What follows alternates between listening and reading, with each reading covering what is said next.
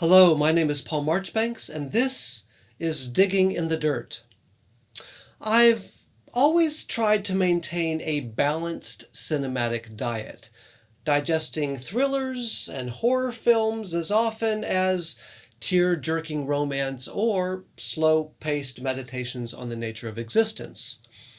I enjoy a good anime as much as compelling live-action films, watch older titles as often as new releases, and consider science fiction and fantasy no less capable of illustrating deep truth than meticulously researched films about historical events. I do have favorites, of course. Whatever their genre, I have long gravitated towards stories that dramatize the kind of distress that prompts self-reflection in the central characters as well as in the audience. Such tales encourage examination of personal motives, sometimes providing a fictional catalyst for actual change. If the narrative admits humanity's inability to save itself and ties hope to the ineffable, so much the better. I've come to call this latter species of story redemptively grotesque. And I recently realized that a favorite science fiction action film from my youth fits the bill rather well. Nicholas Meyer's Star Trek II, The Wrath of Khan, replaces the indulgent crawl of its predecessor with energetic adventure wrapped around heavy ideas. Where Star Trek the Motion Picture considered a co-evolution of the human and mechanical that culminates in tech-based transcendence, its sequel reflects on human limitation in the face of violence and death. Features of the human experience somehow more noticeable in the vacuum of space. In so doing, The Wrath of Khan builds upon precedent, a tendency in science fiction to question the bent of human nature while simultaneously praising our technical prowess. In the same way that H.G. Wells' The War of the Worlds supplied us with a powerful foundation upon which later alien invasion stories would build, his novel The First Men in the Moon provides an influential template for fictional journeys into outer space. Wells does a pretty good job imagining the disorientation one might face when surrounded by a vast, silent expanse without the familiar, comforting pull of Earth's gravity. As his central characters travel towards the moon in a spherical spaceship, initial panic at near weightlessness dissolves into a restful, quote, quality of utter detachment and independence. Though Bedford, the central character, wakes the next morning to a bewildering illumination from beneath his feet, the sun's rays reaching him through the transparent floor, this vertigo also passes away, replaced by a sleepy satisfaction that results from his exerting much less energy than normal. Bedford's return trip to Earth proves similarly soothing, until it doesn't. The journey home changes him profoundly and permanently.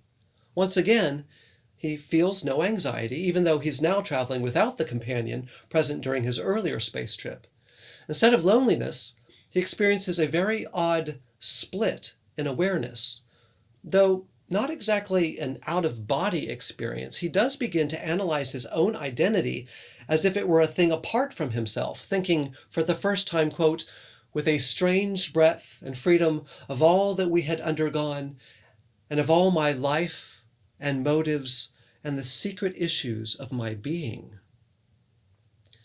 The more thoroughly he examines himself, the harder it becomes to recover the old, quiet pride he often felt in the past. He now sees himself critically as an ass descended from generations of asses, and he begins to wonder what and who he really is.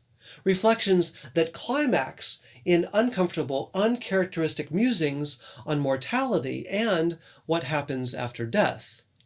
Following this vivid introspection, what he alternately calls both a period of lucidity and sustained delusion, he never again recovers the full-blooded self-satisfaction of his early days. Despite this new humility and questions about an afterlife, Wells' character does not pivot towards the supernatural. His experience in space does not lead towards spiritual renewal as it does with his fictional double in C.S. Lewis's Out of the Silent Planet. In Lewis's first sci-fi novel, which makes a few direct references to Wells' book, our new space traveler's initial panic gives way to severe delight as he enters a nearly total silence that ushers in, quote, depth after depth of tranquility. Ransom's mind and body fill with an unfamiliar vitality. His old notion that space was dead fades away in the face of an overwhelming, unmediated radiance that bathes his entire being. His preoccupation with looking at the sun anticipates the obsession of certain spacefarers in Danny Boyle's horror film Sunshine, but with an important difference. Instead of being driven crazy by sunlight, as happens to Pinbacker and Searle in the film, Ransom is filled with wonder and awe as he gazes into these otherworldly regions of light. His experience quickly convinces him that the archaic heavens is a much better label for this incredible expanse than the vacuous word space. Wells' own hero may not admit the presence of the divine, but his new encounter with bodily limitation prompts that recognition of personal failings which sometimes leads to confession and redemption. His confrontation with his hidden self, an experience aided by solitude, silence, and the absence of customary bodily sensations like weight and hunger, profoundly humbles him, altering his core identity. Something similar happens in Nicholas Meyer's The Wrath of Khan to the cocksure James T. Kirk, once a captain of the Enterprise and now an admiral in Starfleet, uncomfortable with his new desk job. In the original series, Kirk has a habit of getting himself into impossible situations, saving the day, and escaping with only a scratch or two. Whenever he and his command crew land on a strange planet and get themselves into trouble, a token crew member in a red shirt bites the strange planet's dust, but our central characters emerge relatively unscathed and unchanged. Spock's coldly logical posture, Dr. McCoy's sarcasm-wrapped anxiety, and Kirk's devil-may-care disregard for danger somehow carry them through each crisis. The Wrath of Khan changes up this formula in irreversible fashion, catalyzing a series of traumas and related personal growth spurts that will extend through Star Trek VI, profoundly altering the original version of James Kirk, played by William Shatner, by injecting psychological growth laced with a decidedly spiritual subtext. The comparatively static, unchanging figure of DeForest Kelley's Dr. McCoy throws Kirk's own transformation into stark relief. Dr. McCoy, Bones, to his close friends, is always prepared to panic. His expert understanding of all the ways you can die in space stokes a low-level, generalized anxiety ready to flare into flame at any moment. He understands better than anyone what happens to the human body when it experiences outer space's baseline temperature of minus 270 degrees Celsius, or the heat spike caused by a sudden solar flare. Considerable experience does not, however, desensitize this compassionate practitioner. Knowing more only generates more unrest. An established discomfort using starship transporters reappears in The Wrath of Khan when Kirk suggests that they teleport to an unknown location inside a dead planet. Bones hesitates, unwilling to use the same coordinates used by other personnel whose fate is as yet unknown. What if they rematerialize inside solid rock or an atmosphere devoid of oxygen? Their adventure would come to a premature end. The J.J. Abrams-directed reboot of Star Trek in 2009 nails McCoy's characteristic fears when Carl Urban utters this memorable line, "Space is disease and danger wrapped in darkness and silence." The original McCoy has plenty of opportunities in The Wrath of Khan to see what happens to the human body in extreme conditions. McCoy confronts crew members who experienced explosive decompression, a group who were slowly tortured upside down, a couple driven mad by creatures placed in their brains, and a host of trainees caught in the searing heat of a damaged warp core. Unfortunately, Bones' competence cannot rescue most of these victims, a limitation prefigured by a birthday gift he gives the nearsighted Kirk early in the film, antique spectacles that will crack during battle.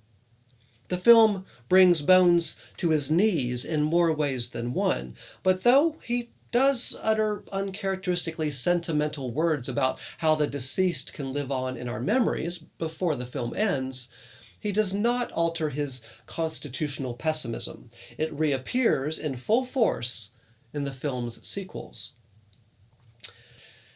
James T. Kirk has never been immobilized by the terrors of space, racing towards each new danger without hesitation. His unwavering self-confidence, which straddles the divide between bravery and brash arrogance, seems to rest equally on a capacity for swift problem-solving and old-fashioned luck. His early success in defeating an unwinnable test given cadets at Starfleet Academy convinces him early in his career that there's no such thing as a no-win scenario. The Kobayashi Maru exam places a student in command of a starship and then presents them with an impossible choice. Either respect the neutral zone that has long helped maintain the peace between the Federation and the combative Klingons, or risk an all-out war that could kill tens of thousands by attempting to rescue a few hundred people whose damaged ship has drifted into this no-fly area of space. Present a future commander with the inevitability of death and see how they handle it. What decision do they make and why? Which appears to drive them? Fear? Justice? A desperate need to be the hero? Presumably, the test magnifies hidden aspects of one's personality, revealing strengths and weaknesses in a process that refines the cadet and prepares her or him for future catastrophes. Kirk found a way around this test of character in the distant past and has since successfully dodged death. His own mortality and that of his friends has long remained theoretical. Unlike the heroes of Wells' and Liu's respective novels, Kirk's own confrontations with outer space have not yet altered his sense of self.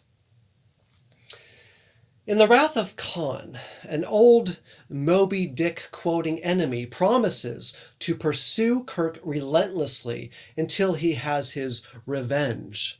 And he does considerable damage to the Enterprise's crew in the process. Khan favors the old Klingon proverb, "Vengeance is a dish best served cold." And he adds, with Ricardo Montalban's delightfully melodramatic delivery, "It is very cold in space." What do you think? How does the trauma that Kirk experiences in this film alter him? Does it affect him relationally only? Or can you identify a more profound shift in his psyche? Does tragedy impact the head as well as the heart and perhaps even the soul?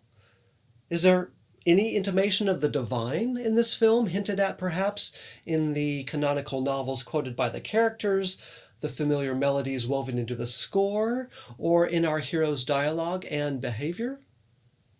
And is the most memorable action taken in the film a product of utilitarian philosophy, friendship, or something even deeper?